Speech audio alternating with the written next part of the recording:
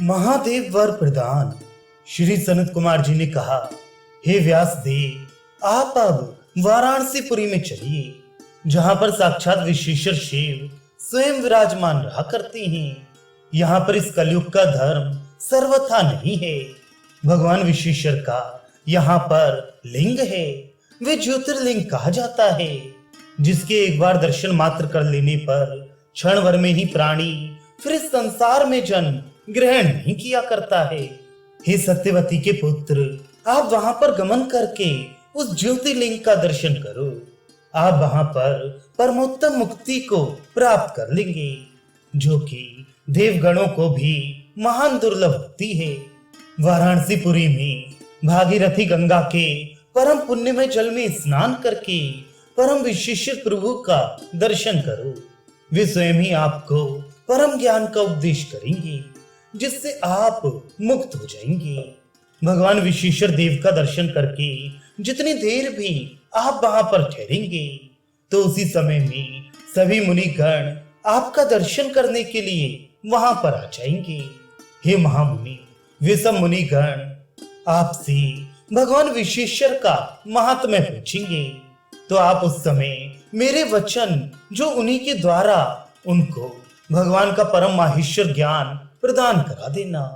इस प्रकार से भक्तों में अग्रणी व्यास देव ने अपने गुरुदेव सनत कुमार जी से श्रवण किया। फिर व्यास जी ने अपने गुरुदेव को भक्ति पूर्वक प्रणाम किया और फिर ब्रह्मादि देवों के द्वारा सेवित श्री रुद्रदेव को भी प्रणाम किया। और इसके अनंतर व्यास देव अपने शिष्यों के सहित वाराणसी को चले गए।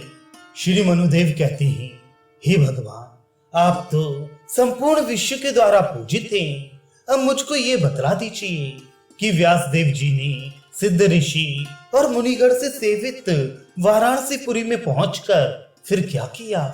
श्री भानुदेव ने कहा, श्री कृष्ण द्वैपायन परम महान आत्मा वाले मुनि, जो बहुत ही अधिक धर्मात्मा थे, वाराणसीपुरी में पहुंच गए और उन्होंने भगवती जाह्नवी देवी के पवित्र जल में विधि पूर्वक स्नान किया और देवों का तथा पितृगणों का तर्पण वहां पर सविधि किया। इसके उपरांत ज्योतिर्लिंग भगवान विश्वेश्वर के दर्शन करने के लिए गए। वहां पर सर्वभाव से उनका भली भांति अर्चन किया और उनको प्रणाम किया और साष्टांग प्रणाम किया। फिर देव की दक्षिणा की और वहां पर मुनि उपविष्ट हो गए। मूर्ति के सामने ही दक्षिण भाग में बैठकर उन्होंने विश्वेश्वर प्रभु के ज्योतिर्लिंग का दर्शन करते हुए और शतरुद्रीय का जाप करते हुए ध्यान मग्न हो गए। एक ही क्षण में उस शिवलिंग से एक निरंजन ज्योति का आविर्भाव हुआ, जो सूक्ष्म से भी सूक्ष्म परम आनंद स्वरूप और तम से परी थी। वह ज्योति आदि मध्य और अंत से रहित तथा करोड़ों सूर्यों के समान प्रवाह से युक्त थी। वह महेश्वर प्रभु की ज्योति वेदांतों में प्रतिष्ठित है। उस परम दिव्य ज्योति के दर्शन करने से पाराशर के पुत्र बुद्धिमान उन मुनि को परम दिव्य माहेश्वर ज्ञान उत्पन्न हुआ, जो केवल शिव था। उस समय मुनि देव ने अपने आप को परम कृतार्थ एवं तीनों प्रकार के दुखों से रहित माना। वे मुनि अद्वय, निर्गुण और शांत ज्योति का दर्शन करके जीवन मुक्त हो गए। ओहो, ये भगवान विश्वेश्वर देव की महिमा का आहूत है। क्या कारण है कि किस प्रकार से किनके द्वारा इनका सेवन नहीं किया जाता है? अभिप्राय ये है कि इनकी सेवा सभी को करनी चाहिए।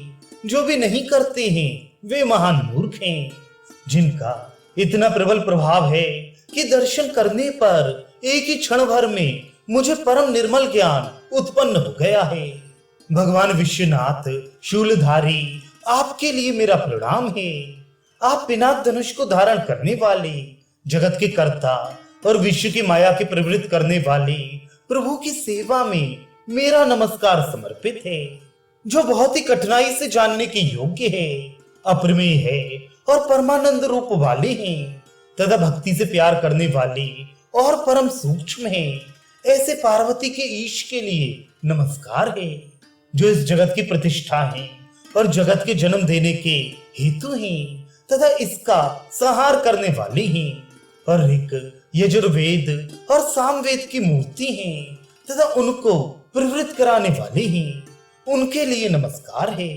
हे विश्वनाथ, तात्विक रूप से मुझे जैसा कोई मनुष्य आपको जानता है, जबकि सांग और उपनिषदों से युक्त साक्षात वेद भी आपको जान नहीं पाते हैं। श्री भानुदेव कहते हैं, इसके अनंतर उस ज्योति में जो परम दिव्य महादेव जी की थी, इस विश्व का भोग करने वाले वृषभ ध्वज अमेय आत्मा वाले शूलपाणी प्रभु प्रादुर्भूत हुए। इसके पश्चात परम करुणापूर्ण वाणी के द्वारा भगवान विश्वनाथ ने मुनि व्यास देव से कहा कि तुम वरदान मांग लो, जो भी तुम्हारे मन में हो मैं वही दूंगा। श्री व्यास देव जी ने कहा, हे भगवान, हे शंकर, आपके चरणों के दर्शन प्राप्त करके मैं तो कृतकृत्य हो गया हूँ। मुझे आपके विषय का ज्ञान भी प्राप्त हो गया है, जो कि देवों को भी परम दुर्लभ होता है।